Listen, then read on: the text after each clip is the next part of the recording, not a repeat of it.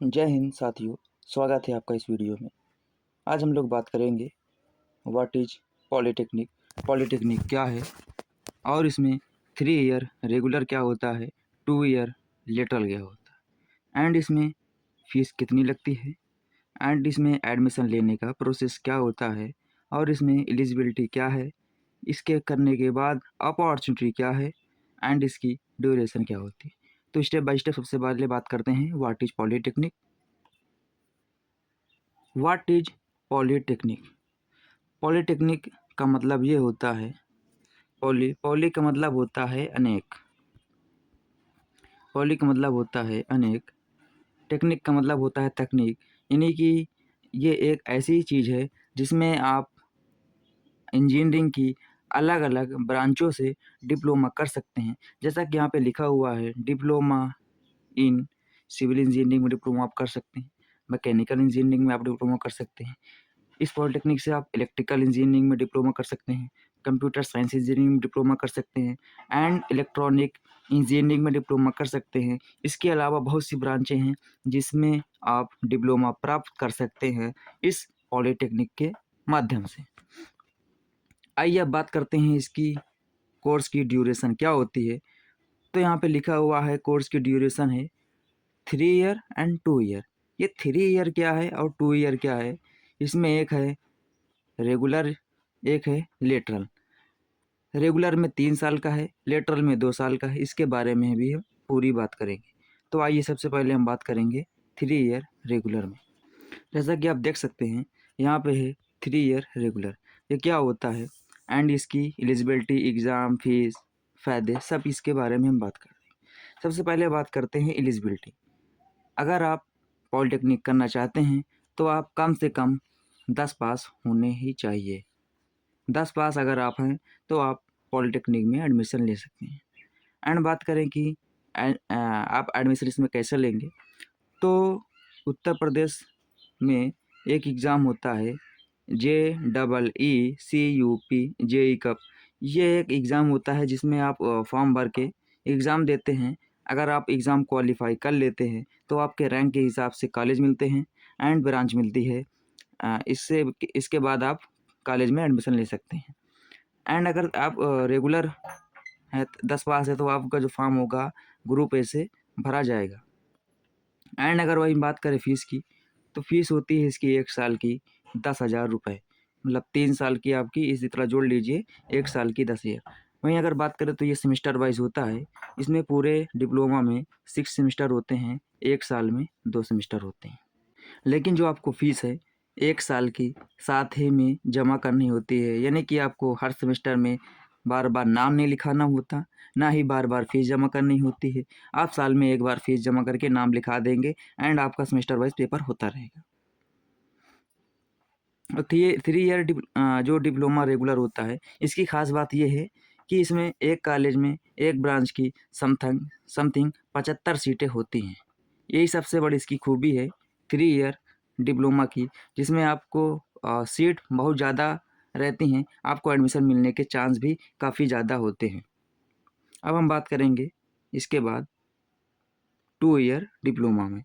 वही अगर हम बात करें 2 ईयर लेटरल एंट्री की, तो इसकी जो एलिजिबिलिटी होती है मिनिमम 12th। यदि आप 12th पास हैं, चाहे आपका PCM हो या आपका PCB हो, आप एडमिशन ले सकते हैं। यदि आप 10 के बाद ITI भी कर रखे हैं तो आप direct second year lateral entry के तहत पॉलिटेक्निक में एडमिशन ले सकते हैं।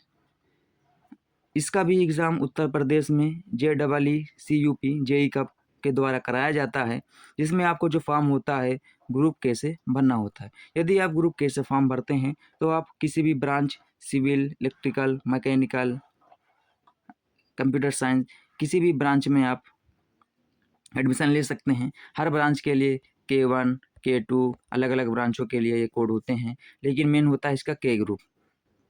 वहीं अगर बात करें फ़ीस की, इसमें भी जो फ़ीस जो होती है पर ईयर की 11,010 ही होती है। इसमें भी सेमेस्टर वाइज़ होंगे, लेकिन आप 2 साल का है तो इसमें सेमेस्टर आपके कितने होंगे, 4 सेमेस्टर। बोले तो तीसरा, चौथा, पाँचवा एंड तीसरा, चौथा, पाँचवा और छठवां सेमेस्टर। वहीं अगर बात करें थोड़ा इसमें मेहनत आपको ज़्यादा करनी होगी, क्योंकि जब आप एडमिशन करेंगे तो आपका एडमिशन होगा डायरेक्ट सेकेंड ईयर, बोले कि थर्ड सेमेस्टर में, लेकिन जो आप पेपर देने होंगे आपको फर्स्ट सेमेस्टर के भी पेपर देने होंगे। मतलब कि आपको थर्ड सेमेस्टर के साथ साथ फर्स्ट सेमेस्टर के 4 सब्जेक्ट का पेपर देना होता है, जो कि ये थोड़ा इसको टफ बनाता है। बाकी ये टफ है नहीं, आप इसको आसानी से क्लियर कर सकते हैं। यही होता है 3 ईयर एंड 2 ईयर डिप्लोमा में। अगर बात करें सीट की, तो एक कॉलेज में जो इसकी सीट होती है, ये होती है 7 सीट। 7 से कुछ चुनिंदा कॉलेजों में सीट 15 भी हो सकती है एक कॉलेज में। जहाँ उसमें सीट आपको 75 सीट मिलती हैं, यहाँ पे आपको खाली 7 सीट मिलती हैं। तो थोड़ा इसमें एडमिशन लेना थोड़ा टफ होता है। इसमें आपको मेहनत ज़्यादा करनी होगी अगर आप 2 ईयर लेटर इंटीम डिप्लोमा करना चाहते हैं, और आपको मिनिमम 12th पास होना चाहिए। आप इसके ऊपर बीए बीएससी कुछ भी हो आप ले सकते हैं, या अगर 10 पास है उसके साथ आईटीआई कर रखा है तो भी आप लेटर एंट्री के तहत ले सकते हैं। आप 12 के बाद लेटर भी ले सकते हैं एंड रेगुलर 3 ईयर में भी ले सकते हैं। ज़्यादातर बच्चे 3 ईयर में ही लेते हैं, क्योंकि उनमें सीट ज़्यादा होती है, कॉलेज मिलने का चांस बहुत ज़्यादा होता है। कहाँ 75 सीट एक कॉलेज में, कहाँ 7 सीट, तो काफ़ी बड़ा अंतर होता है। 10% इसमें संभावना है। जैसे अगर उसमें संभावना 100% है, तो इसमें संभावना कितनी है? 10% है। और इसमें थोड़ा पेपर भी आपको ज़्यादा देने होंगे, ये एक दिक्कत होती है। ये एक दिक्कत क्या, ये मतलब एक ये चीज़ होती है कि इसमें आपको ज़्यादा मेहनत करना होगा। अगर आप बात करेंगे तो इसके बारे में हम लेटरल और रेगुलर में पूरा अंतर हम आपको किसी दूसरी वीडियो में बताएंगे। यहाँ तो हम खाली पॉलिटेक्निक के बारे में बात कर रहे हैं। चलिए आगे बढ़ते हैं अगले स्टेप पे।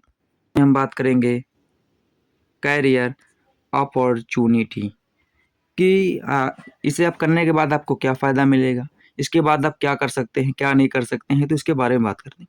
सबसे पहले अगर डिप्लोमा कंप्लीट कर लेते हैं तो आपके चांस होते हैं गवर्नमेंट जॉब के, जिसमें आपका रेलवे में भी निकलती है, एसएससी एग्ज़ाम कराता है, उत्तर प्रदेश में यूपी ट्रिपल एससी कराता है, और भी बहुत सारे एग्ज़ाम होते हैं। यहाँ पे मैं तो कुछ मेन एग्ज़ाम आपको सामने ला के दे दिया।